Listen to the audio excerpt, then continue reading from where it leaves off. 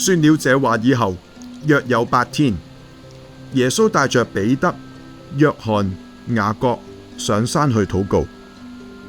正禱告的時候，他的面貌就改變了，衣服潔白放光。忽然有摩西、以利亞2個人同耶穌說話，他們在榮光裏顯現，談論耶穌去世的事，就是他在耶路撒冷將要成的事。彼得和他的同伴都打盹，既清醒了，就看見耶穌的榮光，並同他站着的那2個人。2人正要和耶穌分離的時候，彼得對耶穌說：夫子，我們在這裏真好，可以搭3座棚，一座為你，一座為摩西，一座為以利亞。他卻不知道所說的是什麼。說這話的時候，有一朵雲彩來遮蓋他們。他們進入雲彩裏就懼怕。有聲音從雲彩裏出來，說：這是我的兒子，我所揀選的，你們要聽他。聲音住了，只見耶穌一人在那裏。當那些日子，門徒不提所看見的事，一樣也不告訴人。喺路加福音第9章20節裏邊，路加記載住耶穌問門徒：你們說我是誰？彼得快而準就答出呢個答案，係神所立嘅基督。當彼得俾出呢個答案之後，耶穌就隨即預言佢自己將要受苦。耶穌咁樣講：人子必須受許多嘅苦，被長老、祭司長和文士棄絕，並且被殺，第3日復活。當耶穌講完呢一個受苦嘅預言之後，你可以想象當時嘅氣氛係充滿咗沉重。不過耶穌再繼續嘅嚟到去講：我實在告訴你們，站在這裏嘅有人在未嘗死未以先，必看見神嘅國。之後路加就記載耶穌基督同埋3位門徒上山。當耶穌同門徒一齊禱告嘅時候，佢就全身發光。而呢一段嘅經文亦都係我哋今日所睇嘅經文，路加福音第9章第28節至到第36節。喺呢段經文裏邊咧，有3個好重要嘅重點，我哋必須要拿捏嘅。第一，當彼得同耶穌一齊去祈禱嘅時候，佢親眼目睹耶穌全身發光，衣服變白。耶穌發光嘅嗰個樣貌，就同時間同昔日摩西、以利亞就喺當中裏邊有一個好重要嘅談論。佢哋談論啲咩話題呢？喺經文裏邊講到耶穌去世嘅事。去世呢個字其實係和合本嘅翻譯，原文係用出埃及呢個嘅字眼。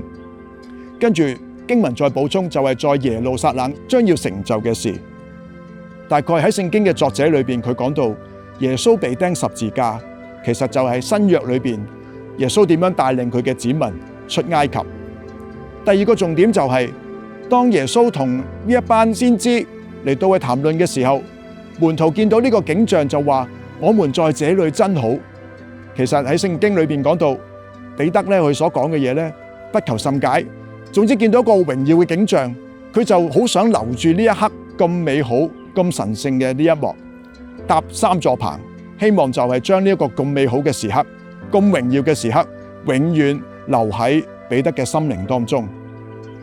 第3個段落就係講到，當彼得不知如何是好嘅時候，聖經記載就有一個嘅雲彩圍繞佢哋，彼得同埋眾門徒就好懼怕。喺佢哋懼怕當中嘅時候，就有聲音說：這是我的愛子，你們要聽他。喺經文裏邊，在最後嘅嚟到去強調，呢班門徒最終只係見到耶穌一個人。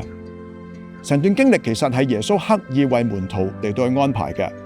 雖然耶穌基督將要面對住十字架嘅苦難，跟隨佢嘅人都要面對住逼迫同埋好唔容易過嘅一個嘅日子，但係耶穌卻係塑造一個好特別嘅屬靈神聖經驗，讓佢哋見得到上帝嘅榮耀。當彼得見到一個咁榮耀嘅景象嘅時候，雖然佢講到好似亂噏咁樣講，我在這裏真好。不過其實耶穌係刻意要讓彼得佢哋經歷過一個真係好嘅一種嘅經歷，而呢個嘅經歷卻係可以支撐佢未來嘅侍奉。所以喺彼得後書裏邊1章16至到21節，呢個係彼得侍奉嘅後期，佢將要面對好多嘅逼迫，好多嘅假教師。但係當佢面對住咁多嘅挑戰困難嘅時候，佢回想起呢一個我在這裏真好嘅經驗。呢個經驗話俾佢自己聽，佢所經歷嘅上帝係真實嘅，亦都藉着呢個經驗，佢話俾每一個佢嘅羊仔知道，佢所講嘅說話係嚟自上帝。所以我哋每一個就帶住呢一份嘅確信，好好咁樣經歷我哋自己嘅信仰。弟兄姊妹啊，唔知道咧，上帝為你預備咗有啲乜嘢在這裏真好嘅經驗呢？有陣時咧，我哋會對於一啲美好嘅過去咧，我哋會採取一種否定嘅態度。不過今日我哋從登山變像嘅呢個經驗裏邊，我哋知道，其實上帝喺我哋每一個弟兄姊妹嘅心靈當中，佢都預備咗一啲好美好嘅經歷。呢啲嘅美好，其實亦都係可以支撐我哋面對生命裏邊唔同嘅挑戰，我哋能夠有力量嚟到去面對。